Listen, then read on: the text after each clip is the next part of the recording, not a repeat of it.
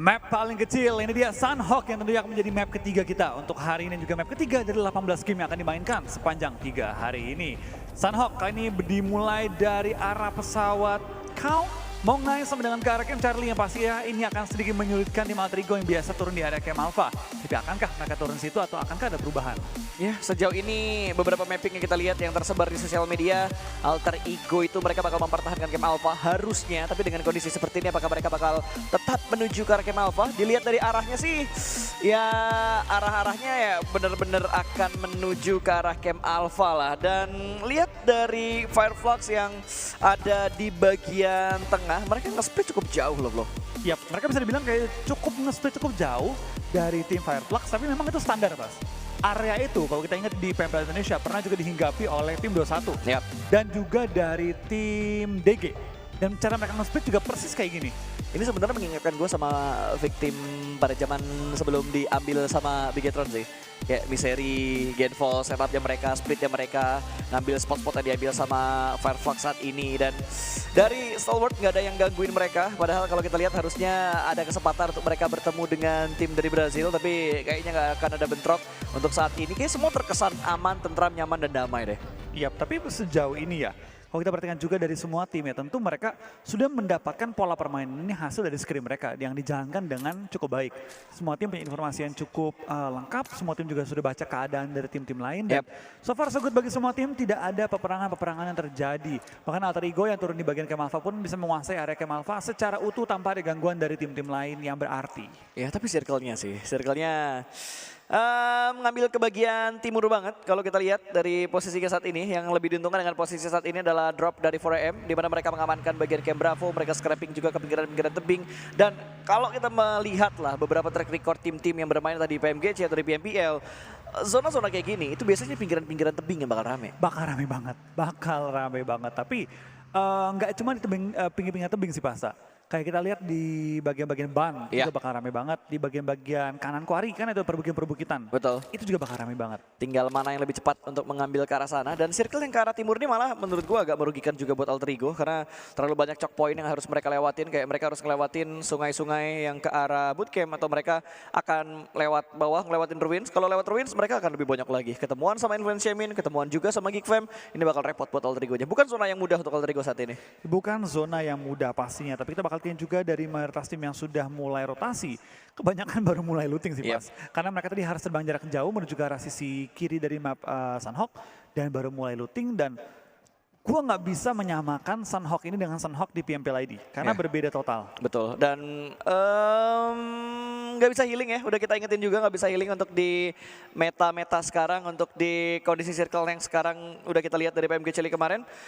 Maksimal kayaknya setelah gua ngobrol-ngobrol circle 6, Blue Zone 6 sih. Udah habis. Iya. Udah habis. Udah susah banget, Blue Zone 7 udah susah banget kayaknya untuk timingin untuk healingnya sendiri. Dan circle 8 mungkin kita bakal ngelihat beberapa yang masih nahan di arah Blue Zone tapi nggak bakal jauh dari play zone-nya. Iya, karena kalau kita lihat sekarang juga ya dari posisi mayoritas tim kali ini Pas, banyak yang terkonsentrasi di sisi kiri map yang berarti kita bakal lihat banyak perang nantinya akan ada di Quarry, ada juga di bagian Cave dan juga di bagian Paradise. Bootcamp harusnya bakal ada bentrok sih. Utaranya Bootcamp di atas itu perbukitan di atas gudang 3 arah Bootcamp mungkin akan berpapasan sama tim yang ada di bagian Paradise. Paradise tadi siapa ya? S2G kalau nggak salah yang ada di bagian Paradise-nya. Terus dari Fireflux juga mereka kayaknya rotasi dengan sangat cepat. Beda halnya dengan Vampire gitu. Mereka masih agak-agak santai, nggak langsung cepat untuk melakukan rotasi. Train to kill juga tadi kita lihat mereka juga sudah bergerak dengan cepat juga. Dan Wolf bahkan saat ini mereka memainkan vehicle untuk di Sunhawk. Padahal ada masanya dulu tuh gak ada yang mau pakai vehicle di Sunhawk. Enggak, dulu semua bilang kalau naik mobil tuh kedengeran semua stepnya, ngapain pakai mobil. Tapi ternyata makin kesini ya Pas ya.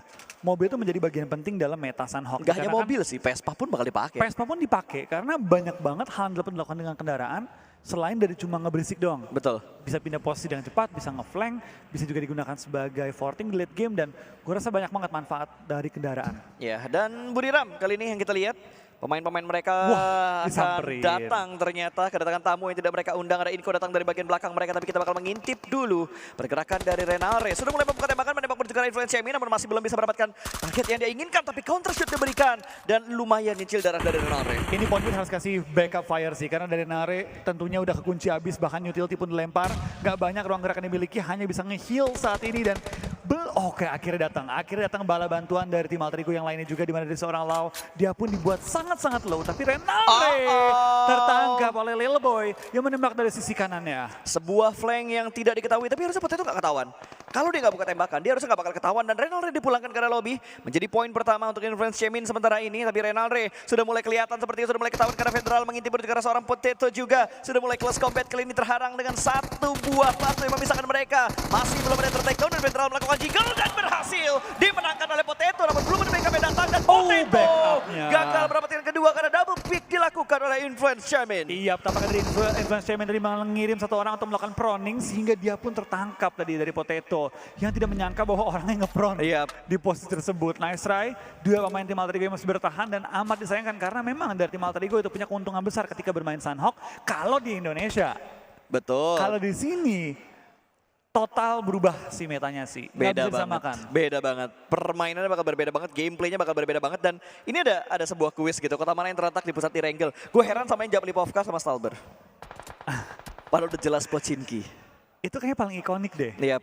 Tapi bisa salah. Itu dia. Mungkin mau nge-troll.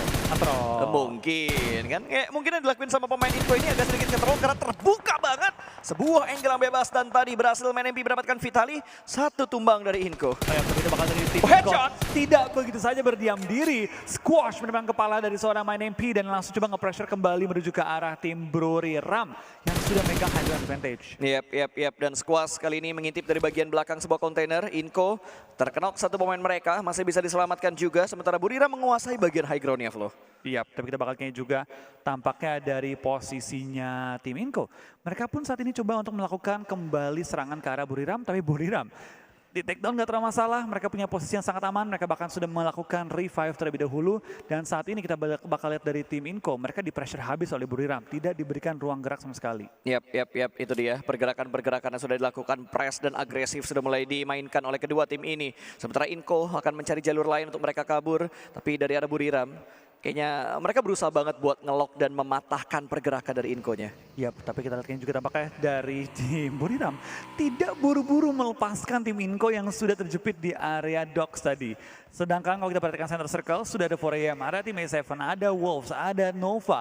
Semua yang sudah berkumpul di center circle tentu mendapatkan keuntungan yang cukup besar, dan Inco. Free shot. Mereka pun mengejar, mereka membidik kembali ke arah Buriram. Apakah bakal diperoleh, apakah bakal didapat, apakah bakal knock, dan ternyata yes, bisa dikenal kembali oleh Squash ke orang yang sama. Betul sekali. Main MP bakal dipulangkan, ditarik kakinya menuju ke arah lobby. Ini pertempuran yang tidak ada habis-habisnya antara Inco tadi dan juga Buriram. Dan kita mengintip sejenak atau sebentar pergerakan dari S2G. Di mana mereka masih berempat, belum bertemu lawan tangguh yang ada dan memotong pergerakan mereka. Tapi ada IHC yang ada di bagian kiri. Sementara Wolf yang terlihat tadi bermain objektif. Kayaknya pemikirannya sama-sama Nova. Main sama-sama objektif, tapi Wolf lah yang lebih cepat untuk mengamankan area compoundnya.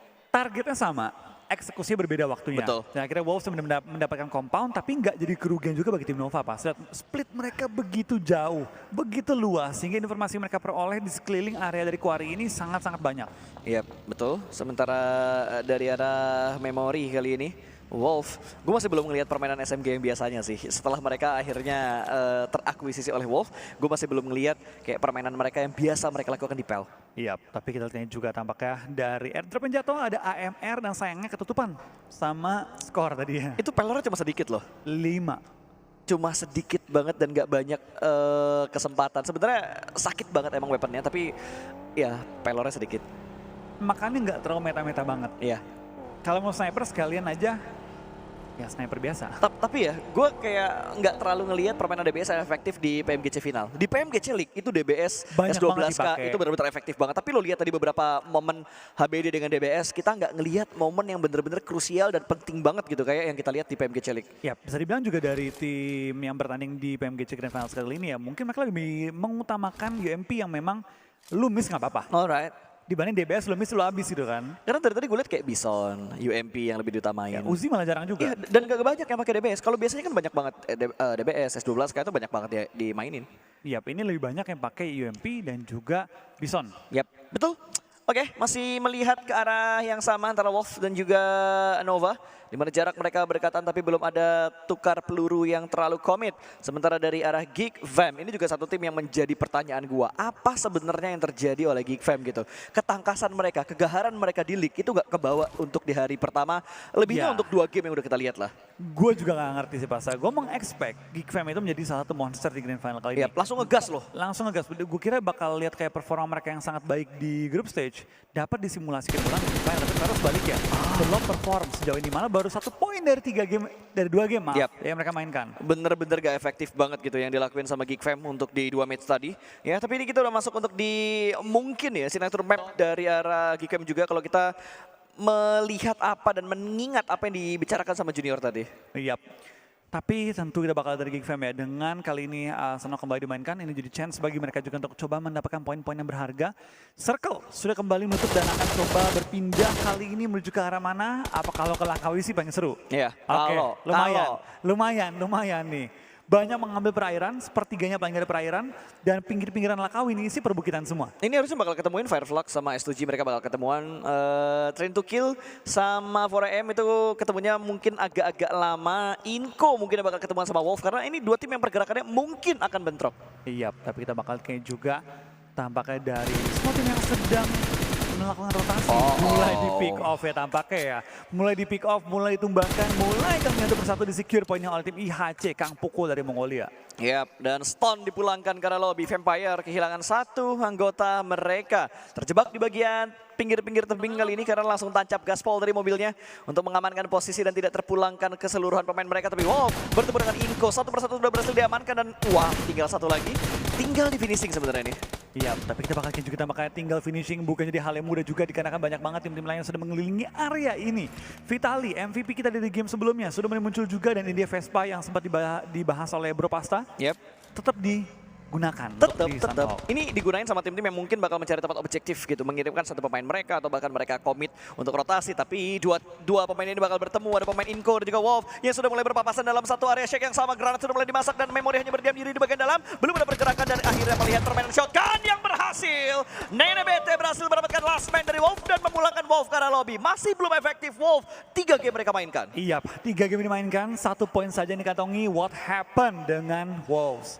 Padahal mereka bisa dibilang ini global invite juga, tapi belum perform sepanjang GC kali ini. Ya, dan Paraboy memberikan tembakan ke depan sana bertemu dengan Stalwart. Hanya seorang diri aja Paraboy untuk menahan pergerakan dari tim Stalwart. Scry ada di bagian bawah sana, Loto sudah mulai dilakukan tapi Scry bakal mundur lagi ke bagian belakang, masih bisa bersembunyi. Scry masih belum kena ternyata, masih bisa bertahan dengan smoke yang cukup tebal dan cukup banyak dilakukan. Ya, tapi lihat dari tim STM mereka nggak bisa nge-backup ke arah seorang Scry karena ada smoke yang bolong di sisinya Scry yang akhirnya membuat dia pun tertangkap oleh King. Kita lihat kayaknya juga bakal ada seorang action, coba beraksi, beradu aim dengan seorang Paraboy, tapi dia pun harus berwaspada karena sisi kirinya ada tim lain yang sudah menunggu kedatangannya. Iya, dan Pika kembali lagi ditumbangkan, tentunya namun ada trade talk yang terjadi di mana King juga berhasil diamankan dan Jimmy mendapatkan Pika. Granat dimasak, lempar ke bagian dalam dari broken wall-nya, cukup matang namun masih belum bisa mendapatkan sebuah knock. Dan Paraboy, angle-nya free banget untuk mendapatkan seorang Pika. 1 persatu pemain dari Stalwart diamankan dan hanya menyisakan Top yang sudah mulai melempar granat, shoulder pick dilakukan dan Top pasti bisa bersembunyi namun Paraboy menarik mundur ke bagian belakang. Iya, dari seorang Top apa yang dapat dia lakukan? Berpindah di minicamp kita di sisi kiri bawah, tampaknya dari IHC pun lagi bertempur dengan tim-tim lain dan Altrigo sejauh ini masih punya 1 player yang masih bertahan saat ini. Betul, dari Altrigo masih bisa bertahan last man standing mereka dan Nova memulangkan Stalwart ke arah lobby. Iya, 14 tim tersisa, 47 player masih remaining dan VPE pun dalam bahaya karena mereka pun mulai terjepit oleh Sakita Blue Zone. Yep. Dan 1 tim lagi dipulangkan ke arah lobby di mana Influence Shaman hilang begitu saja. Udah 3 tim berarti Flow yang hilang kali ini, 13 tim tersisa. Sementara pemain dari arah Vampire juga mulai ke limpungan karena hanya tinggal 1 Vampire-nya. Yap, tinggal 1 pemain dari Vampire, DRS pun mulai ditumbangkan oleh Bruriram.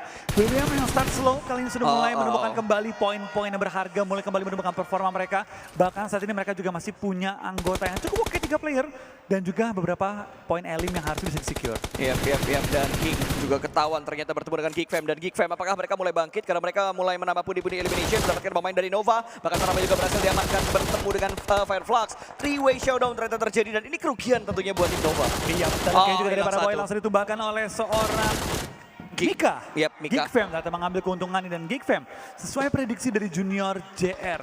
Tampaknya mereka pun bermain dengan cukup baik kali ini untuk di Sunhawk dan mulai bermain dengan galak nih, mencari poin-poin tambahan. Udah mulai terlihat agresif, udah mulai terlihat barbar seperti itu dari Geek Fam. Bahkan Mika juga mendapatkan order dari tim Nova dan hanya menyisakan seorang Jimmy kali ini. Yap. Oh, tembak. Jimmy Yuhai. Dapatkah dia kali maksimal posisinya, tapi ternyata dari Yuhai langsung maju mendapatkan Jimmy dan memulangkan tim Nova menuju ke arah lobby. What happened dengan Nova di BMGC 2022 kali ini? Iya, terlalu banyak kejutan sebenarnya yang sangat mencengangkan di mana Wolf tidak perform, terus Nova juga masih terseok-seok. Fireflux bahkan bermain bagus untuk memperebutkan slot ke babak final juga masih belum kelihatan banget Fireflux yang kita lihat di babak liga. Yap, ini memang dominasi banget dari Inco. Mereka bermain begitu rapih dari 2 game yang sudah dimainkan. Mereka masih bermain rapih hingga game kita yang ketiga.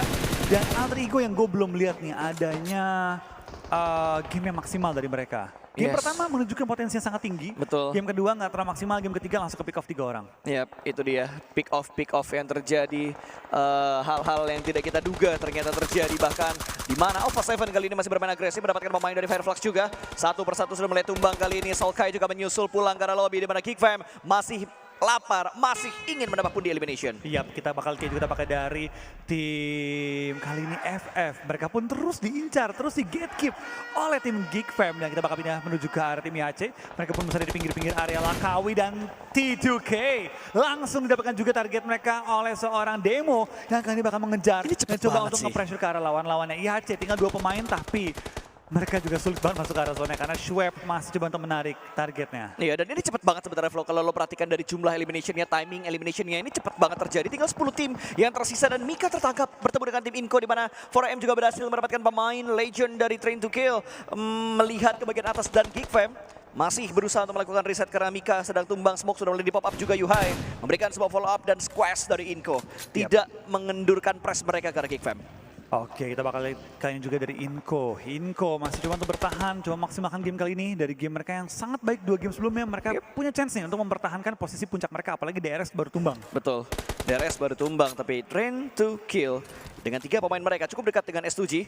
Ada 1 orang yang kelihatan belum ditembak dan masih bersembunyi di balik sebuah rerumputan. Masih berkamuflase kali ini. Belum ada yang saling mengetahui kali ini, tapi granatnya masih belum connect menuju ke S2G. Tapi Jane dipaksa mundur, Flo. Yap, sayang sekali kalau S7 bisa nge-clear ke area tim T2K. Ini bakal jadi satu area yang full dikuasai oleh tim S7. Tapi mereka tidak mau ngambil resiko, mereka bermain dengan lebih aman dan top 8 pun tercapai kan oleh Alter Ego. Please jangan tumbang nomor 8 lagi. Iya, Alter Ego tinggal 1 pemain dan sudah masuk ke area play zone. Dan Alter Ego berhasil mendapatkan 1 snipe. Tumbang dengan seorang Potbit teman masih belum menjadi poin. Untuk Alter Ego tapi posisi Potbit sudah mulai ketahuan dengan adanya awareness dari 3 pemain Geek Fam yang lainnya. Jangan muncul, sabar aja. Karena masih banyak dia memiliki healing-healing tapi diambil kill dari Ponbit. What happened Ponbit? Sayang sekali, Elim dia mahal dicuri oleh Inco. Ini hard game sih buat Alter Ego karena posisi mereka udah mulai ketahuan. Bravo bakal fight. 2 orang tumbang dan granat yang begitu bagus dari seorang Bravo. Alpha 7 menggila kali ini. Tabrakan yang dilakukan oleh tim lain malah membuat tim lain yang menabrak mereka huru hara mendapatkan pundi elimination dan kali ini mereka mulai berburu dan sudah mendapatkan 4 elimination. Iya, sudah mendapatkan 4 elimination kali ini dari seorang Ponbit. Ketahuan, nice try Ponbit. Tapi Yuhai memang dari tadi sudah memantau dan mengunci area tersebut. Ya, pengamatan yang begitu detail tadi dilakukan oleh tim dari Geek Fam. 10 elimination, Geek Fam mulai bangkit. Fansnya Geek Fam, mana suaranya? Wow, ada teriakan-teriakan dari teman serumpun kita tentunya. Dan Train to Kill kehilangan Jane tadi. Sudah dipulangkan karena lobby Budiram juga harus puas di peringkat 7 dengan 4 elimination. Iya, kita bakal ingin juga pakai dari tim 4AM. Mereka pun sedang bertahan dan coba untuk memaksimalkan pinggiran circle. Tapi lihat dari seorang Sand mendapatkan good shout. Menumbangkan yang hanya menyisakan kali ini dari tim 4AM 2 pemain yang masih aktif. Ada WWX dan juga seorang Svan, tapi dapatkah mereka mempertahankan posisi mereka karena T2K angle-nya enak banget mengganggu mereka. Iya, ini enak banget sebenarnya gangguan-gangguan yang bisa diberikan dan sejauh ini tim yang terlihat cukup agresif adalah 4AM dan juga Inco, apalagi Geek Fam dengan 10 elimination.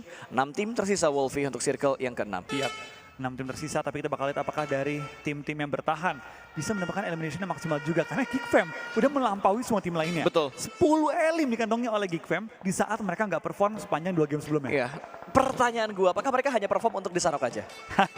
Itu jawabannya akan dijawab nanti. Betul. Dan dijawab oleh analis-analis kita atau analis desk kita harusnya. Nggak akan jawab lagi Geek Fam sendiri. Oke. Mereka aja yang jawab sendiri gitu. Oke. Kan Sanhok cuma sekali setiap harinya. Ya makanya map lainnya bisa nggak perform. Alright. Tergantung dari diri mereka Masing-masing. sendiri. Ini sebenarnya jadi turn back-nya mereka kalau misalkan mereka bisa tampil bagus di sini, apalagi dapetin WBCD dengan jumlah elim, maybe 16 elimination. Yap. 16 tambah WCD 31 poin. Itu dongkrak poin mereka banget. Dongkrak langsung top 5 lah paling Iya, nggak. harusnya top 5 dan ngebalap poin dari Buriram yang udah berhenti saat ini di posisi mereka saat ini juga, tapi dari arah S2G tiba-tiba mereka mendapatkan tekanan dari arah tim Alpha 7, di mana Mythic juga berhasil mendapatkan satu headshot double pick dia lakukan. Kembali lagi S2G setelah tadi mereka di atas angin, sekarang mereka terseok-seok. Iya, tapi lihat dari tim Alpha 7 mereka pun gak mau kalah dengan saudara mereka Inco kali ini. Yang mau kalah dengan teman senegara juga Inco yang telah bermain maksimal di game sebelumnya. Kali ini kata Alpha 7 gantian gua bermain maksimal. Tapi memang Alpha 7 punya track record yang cukup baik untuk bermain Sunhawk. Betul. Kali ini mereka memaksimalkannya lagi juga dengan mengambil tempat-tempat terenak dengan jumlah anggota lengkap dan juga elim yang memadai. Yes, dan yes tentunya. Alpha 7, 8 elimination. Hampir mengejar poin dari Geek 5 dan ada 4M juga yang sudah mendapatkan 7 elimination. Mythic masih mencari pemain dari Try to Kill di bagian depan sana. Akan diintip kembali dan ini jadi PR buat beberapa tim karena cuma ada 2 tim saat ini yang sudah mengamankan bagian play zone-nya. Alpha 7 dan juga Geek 5. Iya, kita bakal juga tampakkan dari seorang Mythic. Dia pun tidak mau terburu-buru bermain di bagian belakang dari Broken Wall dan Damroot. Dia pun tertangkap dan Carilio coba kembali menembakkan target di dalam area shake-nya. Apakah bakal berhasil lagi? Ternyata enggak kali ini. Betul sekali, dan Yuhai langsung mundur ke bagian belakang ke arah luar, dan Inco sepertinya bakal dipulangkan dengan 5 elimination karena mereka berpapasan dengan Zen, pemain dari Try to Kill yang berhasil mengetahui posisi dari tim yang lewat di sekitar mereka. Namun Try to Kill juga dipulangkan ke arah lobby. Iya, tapi kita bakal dari seorang Swen, dia pun dalam posisi knocked out. Sementara waktu ini dari Geek Fam, mereka bermain di area shake. A7 punya tempat yang terenak lah hitungannya sih pas, karena bisa nge-gatekeep ke arah berbagai tim sekaligus. Sementara ini. Tapi lihat pas, ada tim warna kuning, itu harusnya S2G yang masih bisa healing loh pas. Ternyata healing masih bisa nih. Sampai Blue Zone 7. Gue kira cuma sampai Blue Zone 6 doang, tapi ternyata sampai Blue Zone 7 masih bisa. Entah berapa lama dia bakal bertahan, tapi Geek Fam tampil dengan sangat meyakinkan tuh kali ini, Flo. Iya, dia tampil sangat meyakinkan dan S2G pun tumbang. Hashtag 4 dengan healing, itu bagus banget hasilnya. Iya. Betul, dan Geek Fam hanya menyisakan satu pemain mereka, tapi 4AM bakal bertahan. Ada Mythic bakal dilemparkan ke depan sana, 4AM apakah bisa bertahan di tangan? Satu pemain dari Geek Fam akan segera bentuk balon hijau, dan Mika diamankan, dan Geek Fam sepertinya tidak bisa mereka mendapatkan WWCD karena langkah mereka dihentikan oleh 4AM 2 versus 2 antara Alpha 7 dan juga 4AM. Sayang banget dari Revo kenok di seberang jalan sehingga tidak bisa di-revive juga oleh Mythic ataupun dari Mafioso, tapi dari Dimas Seven mereka memberikan space kepada tim 4AM kali ini. Bahkan Ucap tumbang, tinggal sponsor yang diri. Apakah kita bakal lihat kembali Brazil bisa mendapatkan WWCD di game kita yang ketiga? Dan ternyata yes! Alpha 7 itu winner chicken dinner. Again and again ya, tim dari Brazil back to back untuk mengamankan winner chicken dinner. Bukan timnya, tapi negaranya. Negaranya.